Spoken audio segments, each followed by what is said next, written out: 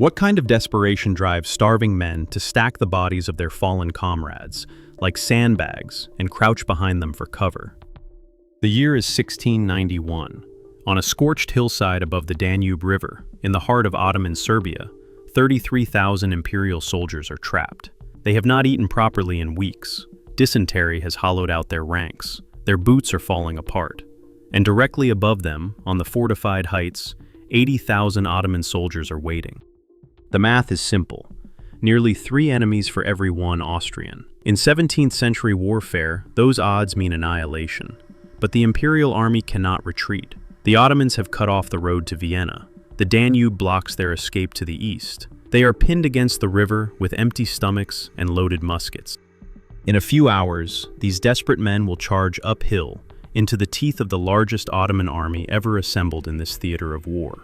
They will suffer catastrophic losses. And then, through a single musket ball fired into the smoke, they will change the course of European history. But here is what the textbooks rarely mention. The man who led them to victory that day is largely forgotten. The battle that broke the Ottoman Empire's spine is overshadowed by the siege that merely bruised it, and the soldiers who built barricades from corpses have been reduced to footnotes. Battles like this should not be forgotten. Subscribe if you agree. To understand how 33,000 starving men annihilated 80,000 Ottomans, we must go back 8 years, to the moment when this war began. The Great Turkish War started in 1683 with the Ottoman siege of Vienna. 200,000 Ottoman soldiers surrounded the Habsburg capital. For 2 months, the city held on by its fingernails. Then, on September 12th, a relief force led by the Polish king Jan Sobieski crashed into the Ottoman rear. The largest cavalry charge in history broke the siege and sent the Ottomans fleeing. Vienna was saved, but the war was just beginning. Pope Innocent XI forged the Holy League, a coalition of Catholic powers united against the Ottoman Empire. Austria, Poland, Venice, and eventually Russia joined the crusade. For the first time in centuries, Christendom was on the offensive. The early years brought stunning victories. In 1686, the Holy League captured Buda, the ancient capital of Hungary, which had been under Ottoman rule for 145 years. In 1688, they took Belgrade. The Ottoman frontier was crumbling. But by 1691, the crusade had lost its shine. The war had ground on for 8 years. What remained was the brutal arithmetic of attrition. The problem was simple. The Holy Roman Emperor Leopold I was fighting on 2 fronts. In the west, King Louis XIV of France had launched the War of the Grand Alliance. The best German troops were being pulled away to fight the French on the Rhine. The crusade in the east was becoming a sideshow. The Ottoman Empire sensed weakness, and they had a secret weapon. His name was Köprülü Fazıl Mustafa Pasha. The Köprülü family had dominated Ottoman politics for decades. They were a dynasty of Grand Viziers who had ruthlessly purged corruption and rebuilt the empire's military machine. Fazıl Mustafa was the latest and perhaps the most capable of this remarkable clan. When he became Grand Vizier in 1689, the Ottoman Empire was reeling from disasters. Fazıl Mustafa set to work immediately. He reformed the tax system, he restocked the treasury, he rebuilt the army, and he recaptured Belgrade in 1690, reversing one of the Holy League's greatest conquests.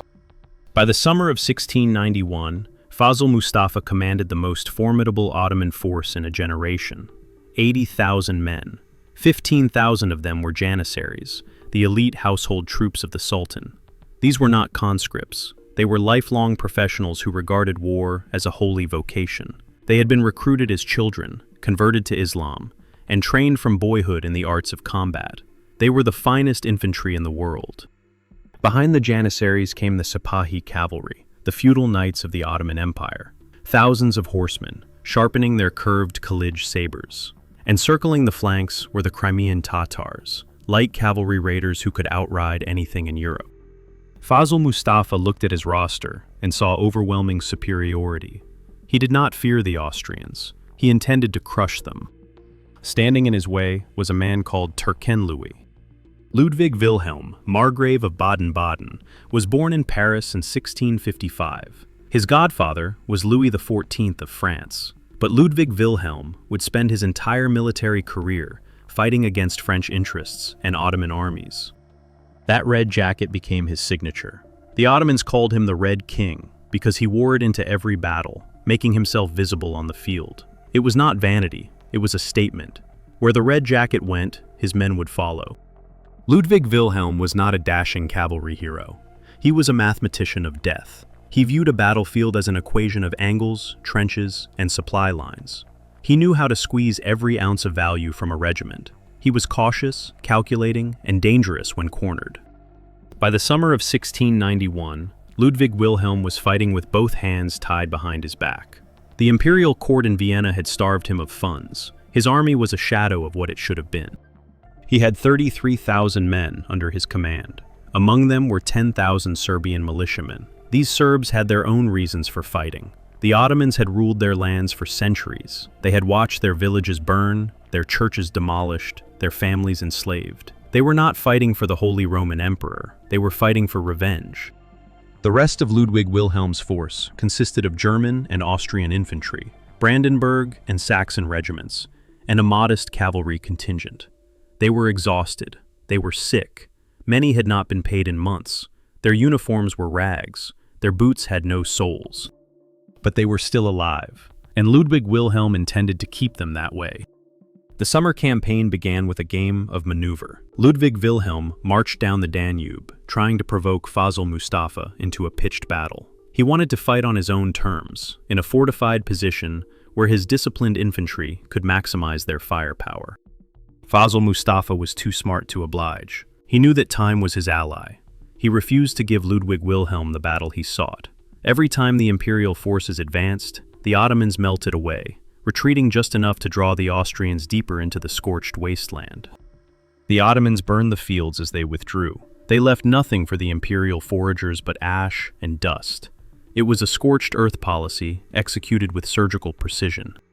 Ludwig Wilhelm marched toward Osijek. The Ottomans were there first. He pivoted toward Petrovaradin. The massive Ottoman host shadowed him on the ridges, always parallel, always just out of reach. Then came the decisive move.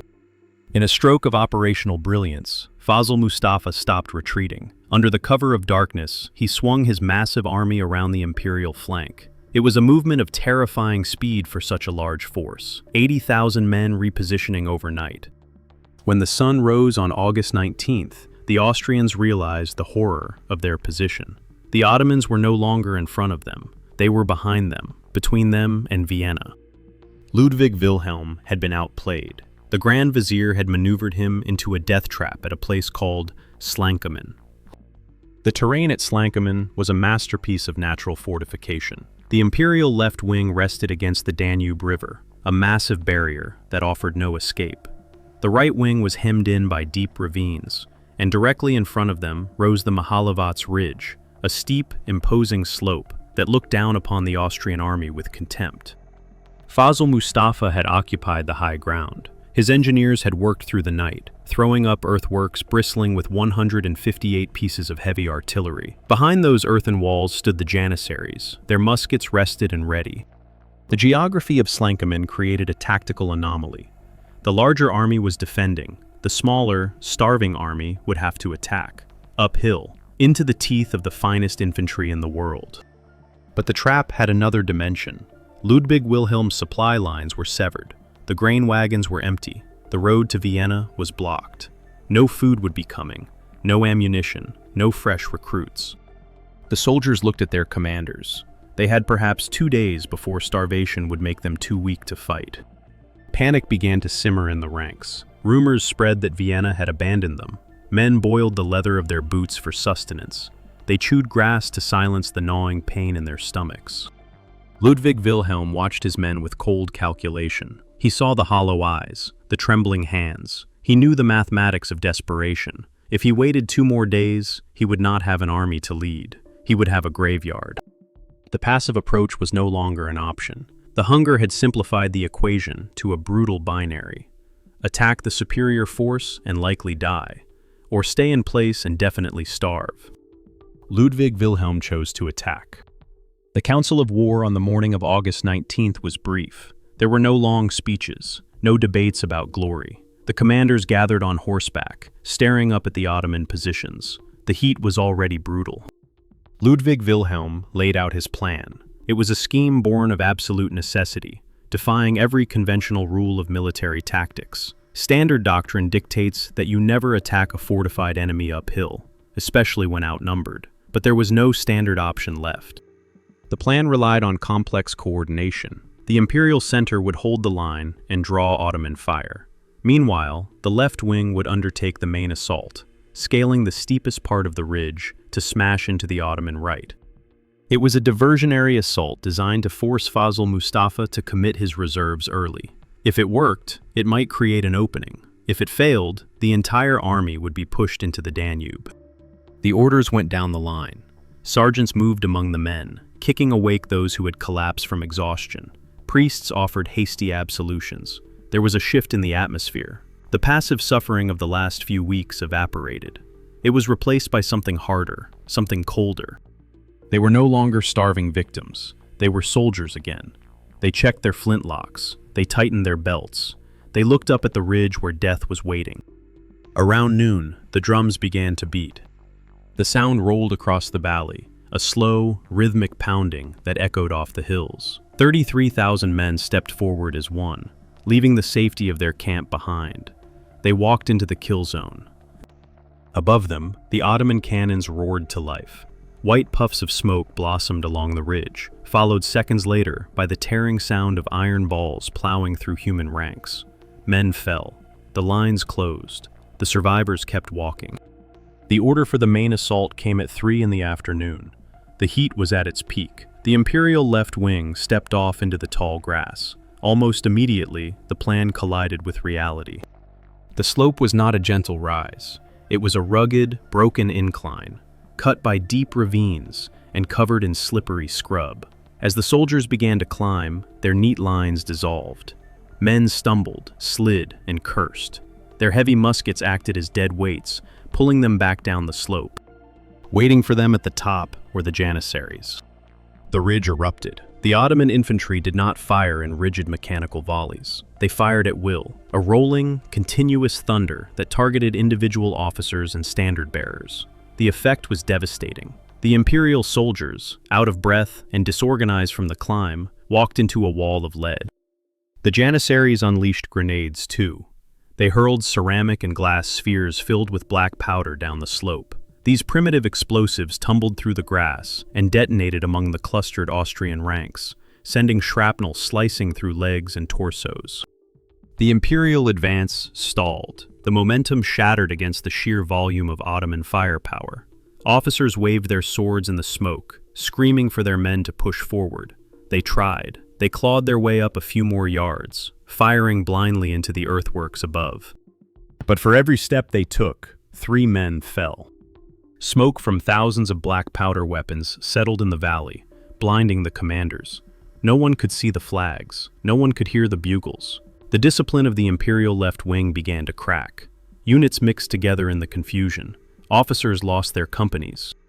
The attack was not just failing, it was being pulverized.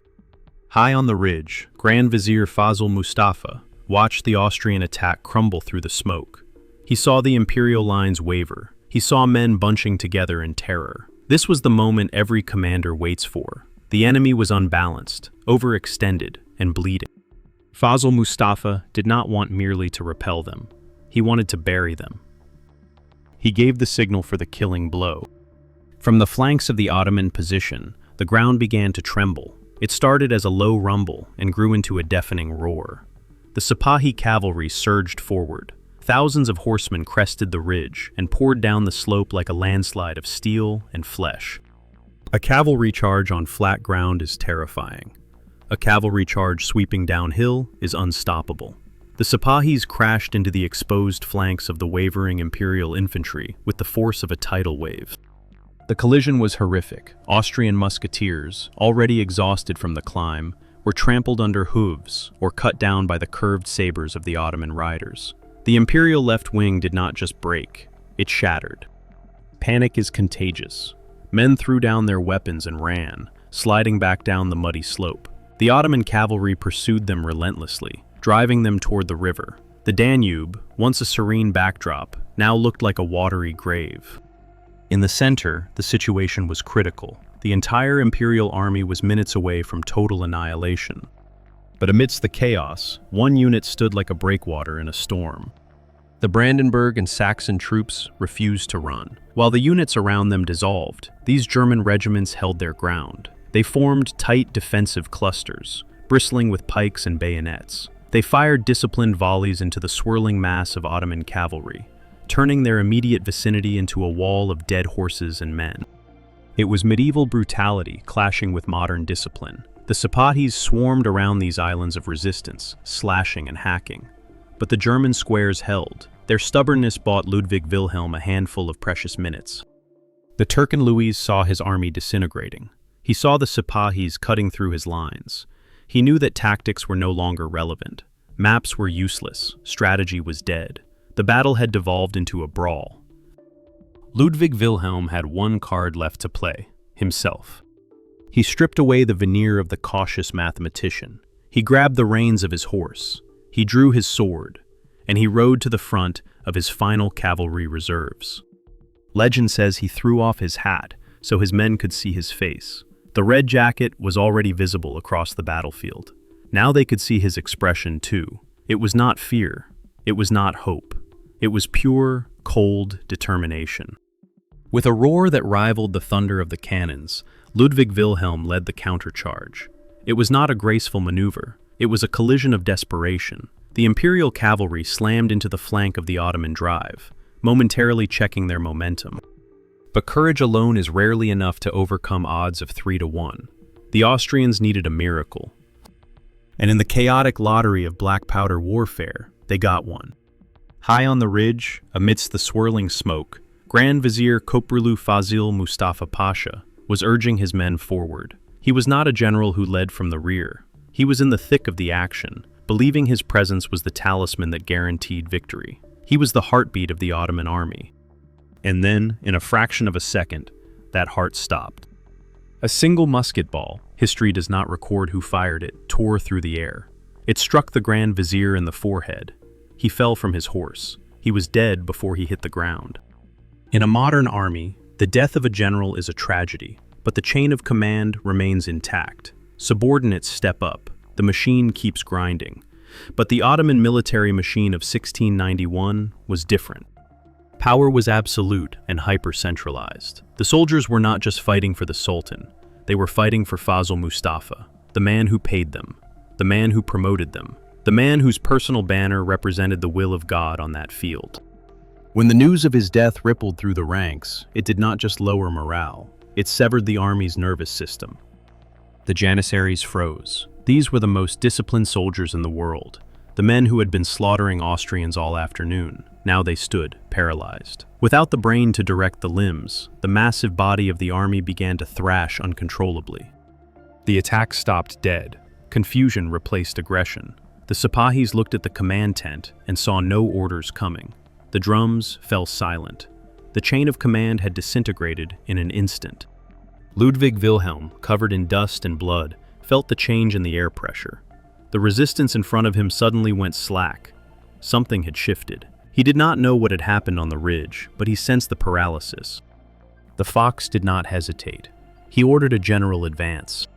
The Imperial troops, who 10 minutes ago were preparing to die, saw the Ottoman hesitation. A second wind born of pure adrenaline surged through their exhausted bodies. They pushed forward. The giant was blind, and now the giant began to stumble. The collapse of an army of 80,000 men creates a sound like no other. A cacophony of screaming men, terrified horses, and the crushing weight of panic. When the Ottoman lines broke, they did not just retreat, they dissolved. The vast multitude that had swarmed over the hills like an unstoppable tide suddenly turned into a chaotic mob. But geography, which had favored Fazıl Mustafa all summer, now turned against his soldiers with vengeance. The narrow ravines and steep gullies that had protected the Ottoman flanks became bottlenecks. Thousands of men funneled into these choke points, trampling each other in a frenzy to reach the bridges over the Sava River. The Imperial cavalry, sensing blood, rode into the rear of this mass. Their sabers rose and fell with mechanical grimness. The slaughter was industrial in scale. Contemporary accounts describe the ravines being filled so high with bodies that the pursuing Austrian horses could gallop across them as if they were level ground. The Danube and Sava rivers claimed thousands more who tried to swim for safety in their heavy armor. By the time the sun set, the Ottoman losses were catastrophic. Historians estimate between 20,000 and 30,000 dead. An entire generation of the empire's military elite lay rotting in the Serbian mud. As the killing slowed, a different kind of frenzy took hold. The Imperial soldiers, the men who had been eating grass and boiling leather just hours before, stumbled into the Ottoman camp. What they found stunned them into silence. The Grand Vizier had brought the entire treasury of the campaign with him. The camp was a city of silk and canvas. Inside the tents, the starving victors found mountains of coffee, sugar, honey, and rice. They found chests overflowing with gold ducats and silver thalers. They found jeweled scimitars, velvet robes, and thousands of camels and Arabian horses. The loot was so plentiful that for weeks after the battle, inflation wrecked the local economy. Common soldiers were paying for drinks with gold coins they barely understood the value of. But the war booty was not just material, it was symbolic. Among the captured items were Ottoman banners and tugs, standards of command that represented the Sultan's authority on the battlefield. These trophies would be paraded through Vienna as proof of victory. The Imperial soldiers sat amidst the ruins of the Ottoman army, eating the Grand Vizier's food, drinking his wine, wearing his officers' silks. They had walked into hell at 3 in the afternoon. By midnight, they were dining like kings. Ludwig Wilhelm had presided over the single most profitable and bloody afternoon in the history of the Great Turkish War. But the victory came at a terrible cost. The Imperial forces suffered 7,300 casualties. Over 3,000 Austrian and Serbian soldiers died on the fields and hills around Slankamen. These were men who had families waiting for them in villages across Germany, Bohemia, and Serbia. Farmers who had been conscripted into a war they barely understood. Young men who would never see their homes again. But they had won. Against impossible odds, they had won. History has a strange way of distributing fame. Today, if you visit Vienna, you will find statues, museums, and pastries dedicated to the events of 1683. The Siege of Vienna is remembered as the moment the Ottoman tide was turned back. But Slankamen is forgotten.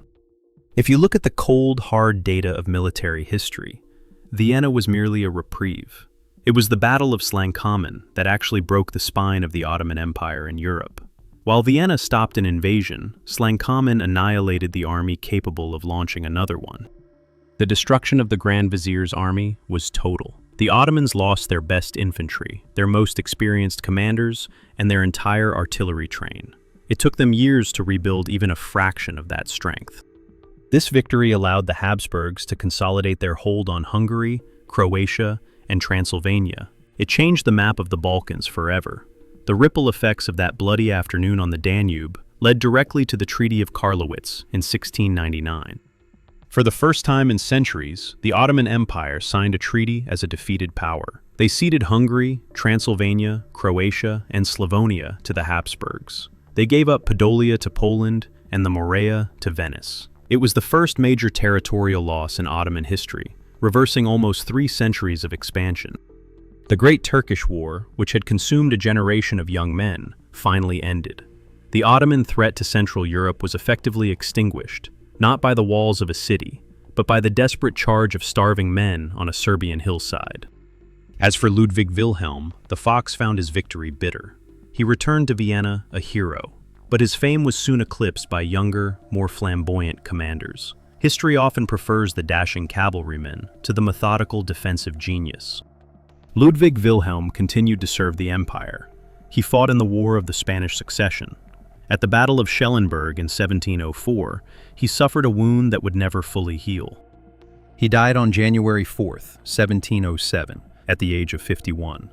The wound from Schellenberg had finally claimed him. Today, Ludwig Wilhelm is remembered primarily in Baden, where his nickname Türken Louis still echoes. But beyond that small corner of Germany, the man who saved Europe at Slankamen is largely unknown. The battlefield itself has not forgotten. A 16-meter tall obelisk stands above starry Slankamen today, overlooking the Danube. It was erected to commemorate the victory of the Imperial army. The village below is quiet now. Tourists occasionally visit the mineral springs. Few of them know that the hills above their heads once ran red with the blood of 100,000 men. The Danube still flows past, just as it did on that sweltering August day in 1691. The current is indifferent to history. So, what are we to make of this forgotten slaughter? Slankamen serves as a brutal reminder of the role of chance in human affairs. We like to believe that history is driven by great social forces, by economics, by the inevitable march of progress. But sometimes, the fate of empires hangs on something as small and arbitrary as a single musket ball finding its mark in the smoke. If that bullet had missed Grand Vizier Fazıl Mustafa, the Austrians would likely have been crushed. The Ottoman Empire might have reconquered Hungary. The map of Europe would have been written in a very different script. Instead, a nameless soldier, perhaps an Austrian, perhaps a Serb, perhaps someone who died minutes later in the chaos, squeezed a trigger, and history pivoted. The men who fought at Slankamen did not know they were changing the world. They knew only that they were hungry, that they were terrified, and that the only way home was through the enemy lines. They climbed that hill because they had no other choice. They stacked bodies for cover because sandbags were a luxury they could not afford. These were not legendary heroes. They were ordinary men caught in extraordinary circumstances. Farmers from Bavaria, merchants from Bohemia, shepherds from Serbia. They had been dragged from their homes, marched across Europe, and dropped into a death trap. And when the moment came, when the Sipahi cavalry was bearing down on them, when the Janissary muskets were tearing through their ranks, when every instinct screamed at them to run, they held their ground. The Brandenburg squares did not break. The Serbian militia charged into the counterattack. Ludwig Wilhelm rode into the fire with his red jacket blazing. They did not know that a single bullet was about to change everything. They only knew that they were not going to die on their knees. You have lived through moments where everything changed in an instant. A single decision, a single bullet, a single vote. Have you seen history turn on something so small? Leave a comment if you remember, and if you want more forgotten battles where ordinary people change the world, subscribe. One every week. There is a monument at Slankamen now.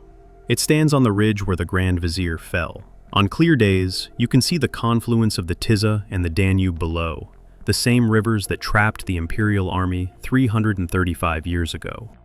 The fields around it are quiet. Farmers grow wheat where soldiers once bled. Children play in meadows that were once killing grounds.